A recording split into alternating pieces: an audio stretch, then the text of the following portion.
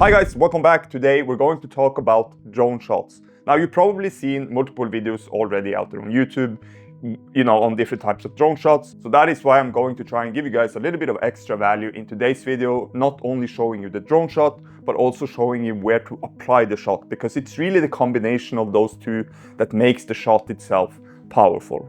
All right, let's dive in. All right, first up, we have the orbit shot. This is one of the most classical drone moves where you are adding motion from two directions. This works really great when you have a clear subject in the center of the frame. To perform it, move the right stick to the right and the left stick to the left at the same time. If you want to orbit the other way, you can just push the sticks in the opposite direction. Keeping this shot stable right at the start takes some practice, so you need to carefully adjust both sticks until you see that the drone is moving at an equal speed in both directions. Once both movements match, you've nailed the orbit. This move is also great for creating the parallax effect. The longer the focal length, the bigger the effect. When using a longer focal length to capture your subject, the shot can look really good, but you will find it harder to keep the shot clean and steady due to the increased motion in the frame. Which is why shooting in slow motion will help make the shot not only look more stable, but also epic. The orbit shot is also great for capturing yourself, which can be challenging, but most DJI drones have a great feature for this, which is called the point of interest, where you drag a box around yourself or your subject, then use the arrows to choose the direction and the speed your drone rotates around your subject. Alright, next up is the pan reveal. In this shot, you use something in the foreground to block the subject and then reveal it by panning the drone to the side. To perform it, you position the drone so your subject is hidden behind something. It could be a rock, a mountain, or any type of object. Then simply push the right stick to the left or right to reveal what you want to capture. This kind of reveal always makes your shot more interesting and it adds a cinematic feel to your footage. Alright, next up is the Panorama Curve.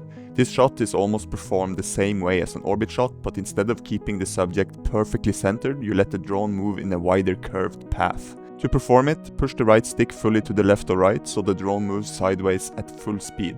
At the same time, you can rotate the drone using the left stick in the opposite direction. The key here is to carefully balance the turn so the drone moves in a smooth curve and the scene slowly moves across the frame. This works especially well for landscape shots while the drone is high up in the air.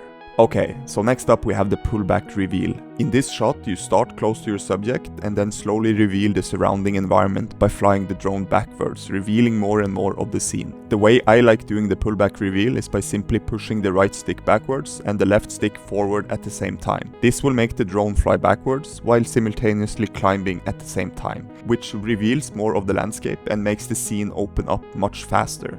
As the drone moves back, more of the surroundings will appear in the frame, revealing the full scene. This shot works really well when you want to show scale and slowly introduce the environment around your subject and surprise the viewer. Alright, so next up we have the daisy cutter. In this shot you start flying very close to the ground and then pull the drone up to reveal the scene at the end. To perform it, fly the drone very low over the ground while moving forward at the same time. Then slowly push the left stick up to raise the drone and reveal the landscape ahead. This shot works especially well over fields, beaches, snow, or any surface where you have a lot of texture on the ground. Okay, so next we have my favorite shot. This is called the tilt reveal. In this shot, you reveal the scene by tilting the camera upward. To perform it, push the right stick forward so the drone moves forward. At the same time, you slowly rotate the gimbal wheel on the controller to tilt the camera upward.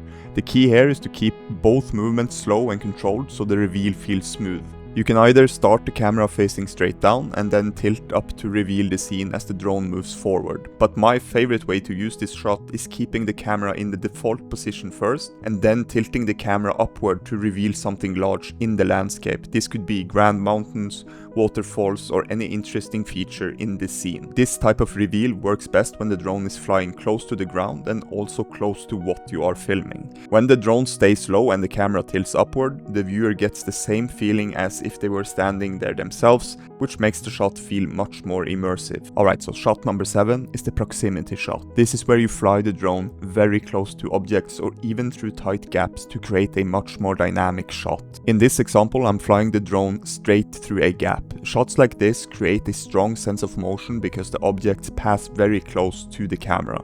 But this type of shot is also more risky because you don't have much room for mistakes. And a lot of the time you may also need to turn off obstacle avoidance since the sensors can prevent the drone from flying through tight spaces. This can be risky, and what I like to do to be safe is first to do a test flight straight forward at very low speed, just to make sure the drone has a clear path.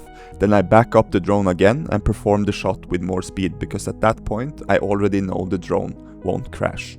Alright, next up we have the bird's eye shot. In this shot the camera is pointed straight down toward the ground, and it can be extremely powerful when used the right way.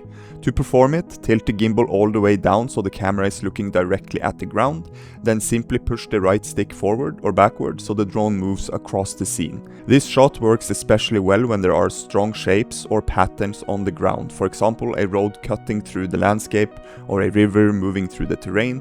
Even something simple like a person walking can work really well. As long as there are clear lines in the frame, it looks really good to fly along them. Alright, so for shot number 9, we have the spiral descent. In this shot, the camera is pointed straight down while the drone slowly descends and rotates at the same time. To perform it, tilt the gimbal all the way down so the camera is looking directly at the ground. Then slowly pull the left stick down so the drone starts descending. At the same time, you want to gently rotate the drone using the left stick, left or right, so the drone slowly spirals while moving down. Instead of just descending downwards, adding that little spiral gives the shot a much more immersive feel. Alright, next up is the crane shot. In this shot, the drone simply flies straight up while the camera stays pointed forward. To perform it, position the drone in front of what you want to film, and then slowly push the left stick up so the drone starts rising vertically. As the drone climbs higher, more of the landscape starts to appear in the frame, which makes this shot great for revealing the surroundings and showing the scale of a location. I really like using this shot to reveal beautiful scenes. Another great tip I can give you with this shot is that you can position the drone so the sun sits right behind a mountain and then perform the crane shot.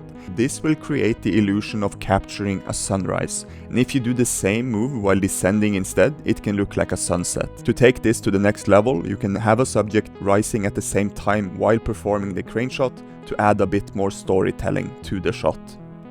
Alright, I can't leave you guys without a bonus shot. This is also one of my favorite shots, and it is the most complicated shot I'll leave you guys with. But it's totally worth it knowing this shot. So in this shot we are flying backwards while tilting the gimbal down and climbing with the drone at the same time. To perform it, gently pull the right stick backwards, the left stick forward, and slowly tilt the gimbal down at the same time. Again here, the key is to keep these movements as smooth and stable as possible. This is a very strong shot if you combine it with something leading downwards. That is why I love using this on waterfalls or steep mountains with shapes aiming downwards.